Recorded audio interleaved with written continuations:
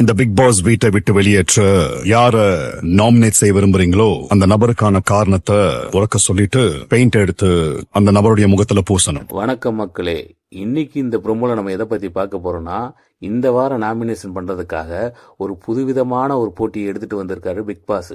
அதாவது கலர் சாயத்தை எடுத்து யாரை நாமினேஷன் பண்றீங்களோ அதற்கான காரணத்தை சொல்லி அவங்க கண்ணத்துல தடவணும். முதல்ல நம்ம ஆதிரேத வராங்க, வந்து சாண்ட்ராவை சொல்றாங்க.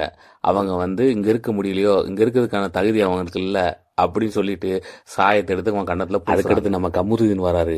அவர் சாண்ட்ரா தான். சாண்ட்ரா இந்த கேம்ல கொஞ்சம் கம்ஃபர்டபுளா இல்ல, அவங்க இதுல இருக்க தகுதி இல்லை அப்படின்னு சொல்லி கலர் சாயத்தை எடுத்து அவங்க கண்ணத்துல பூசாரு.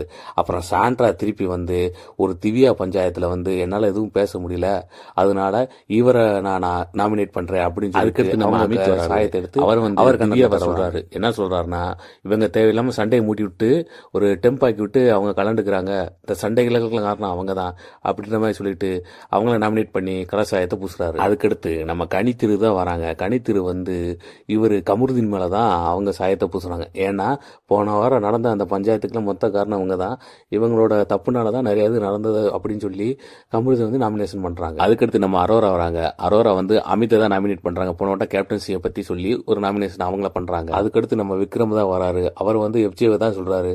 அவர் கேம் விளையாடும்போது கொஞ்சம் கோவமா விளையாடுறாரு, கொஞ்சம் சண்டை வர மாதிரி பேசுறாரு அப்படின்னு சொல்லி அவரை நாமினேட் பண்றாரு. பிக்ஸா அதே தான் சொல்றாங்க, எஃப்ஜே மேல நாமினேஷன் பண்ணி அதே குற்றத்தை தான் சொல்றாங்க.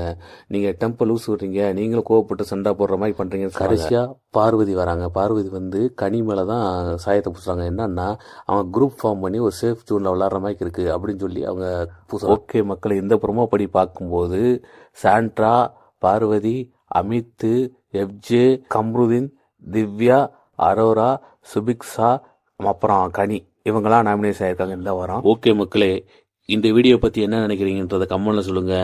இன்னொரு வீடியோவில் சந்திக்கலாம். நன்றி, வணக்கம். மறக்காம லைக் பண்ணுங்க, ஷேர் பண்ணுங்க, சப்ஸ்கிரைப் பண்ணிருங்க மக்களே.